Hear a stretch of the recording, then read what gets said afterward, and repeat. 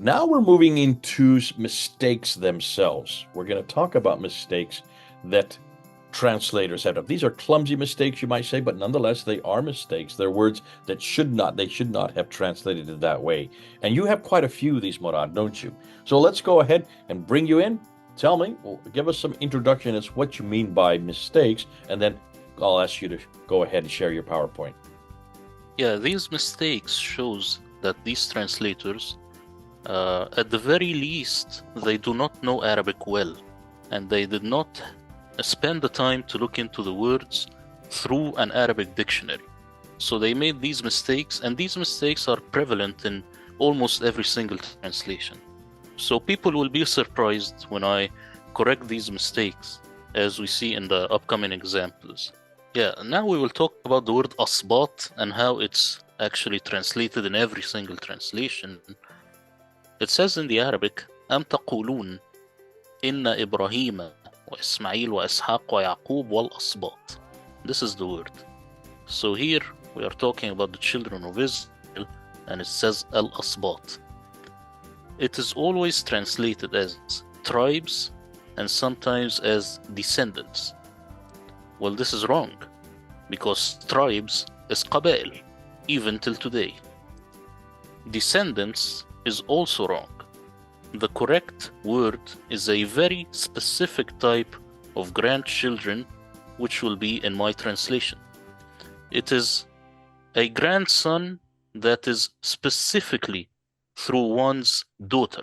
So now if I'm a grandfather, I have a daughter, and then she gave birth to a son.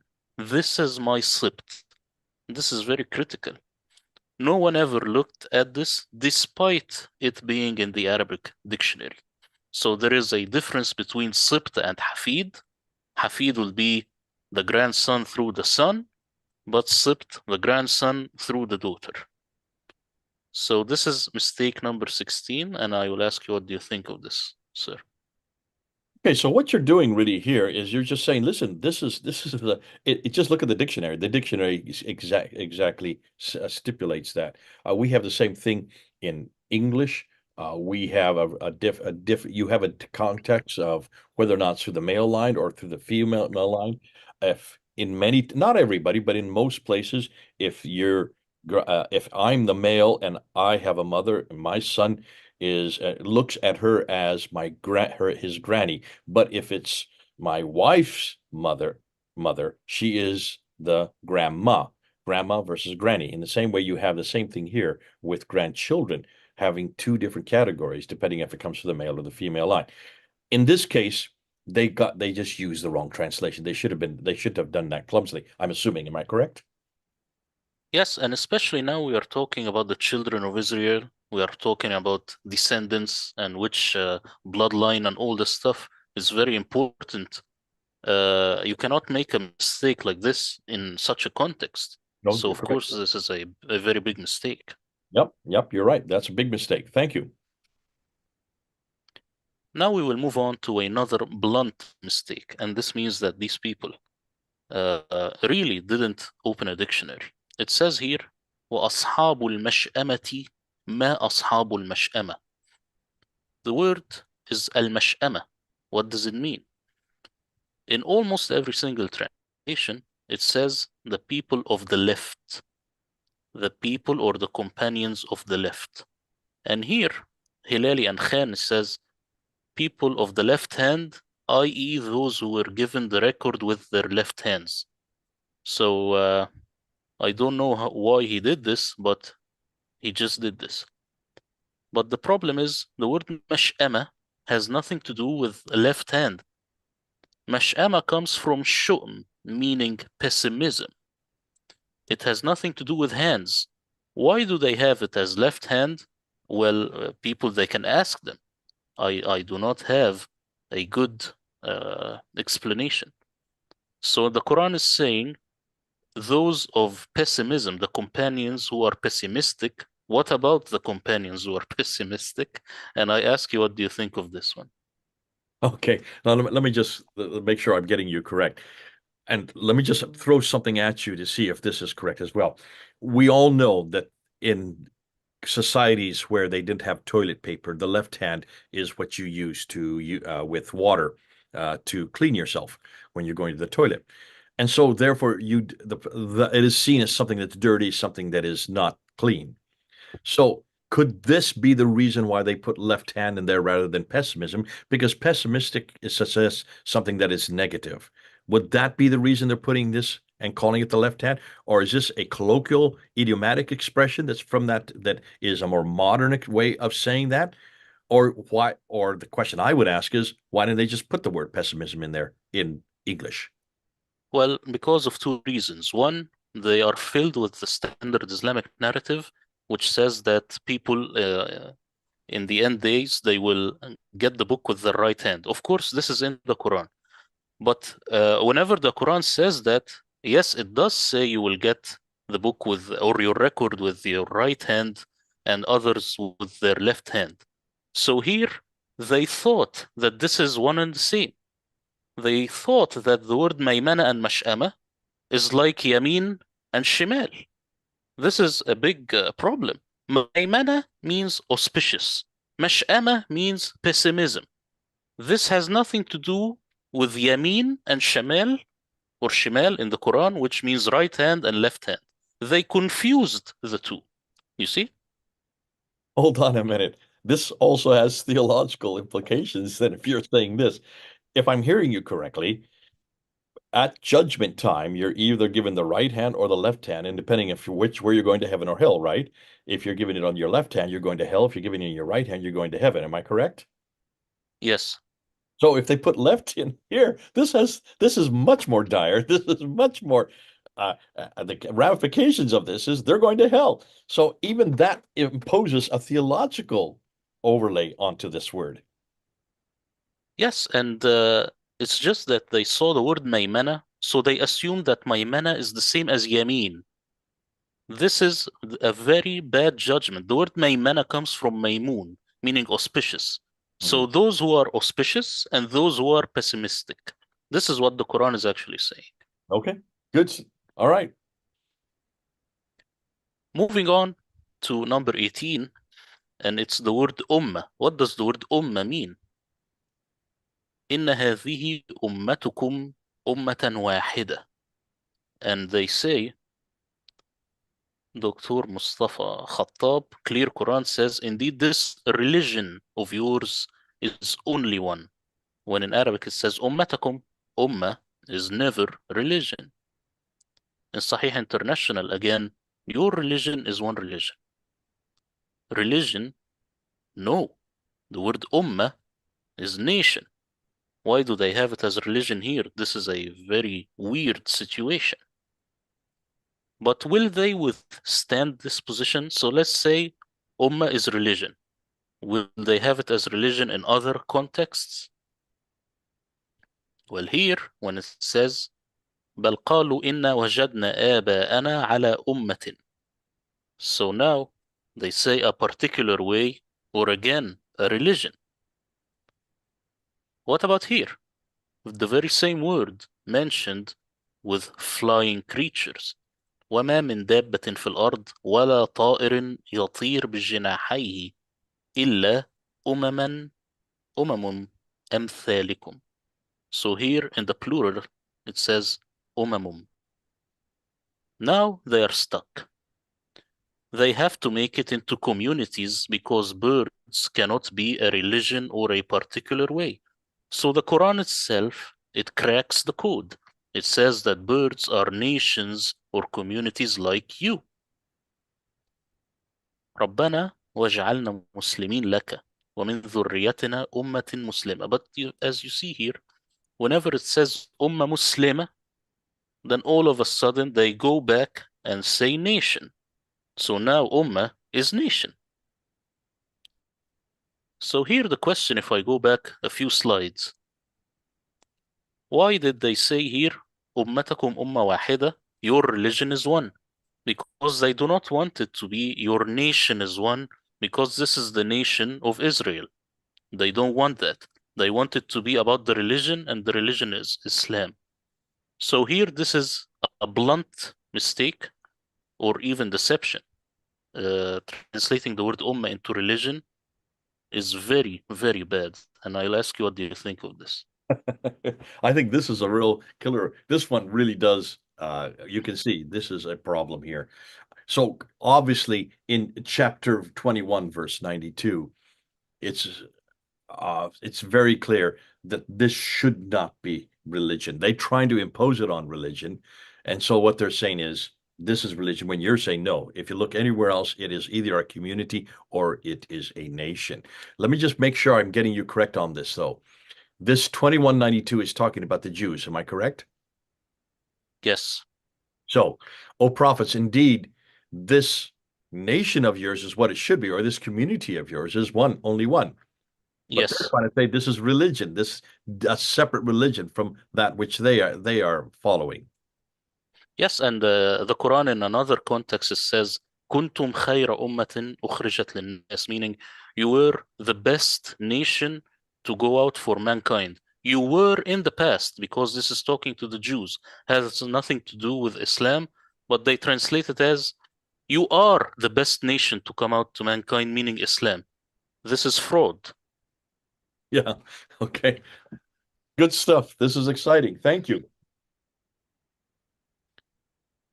So now we will move to another word, and this is the word imlaq. ولا تقتلوا أولادكم خشية إملاق. This word إملاق in any translation is translated as poverty. Why? Because they did not take the time to look at the difference between إملاق and فقر. فقير is poor. متملق is something different. They sound different, they are different.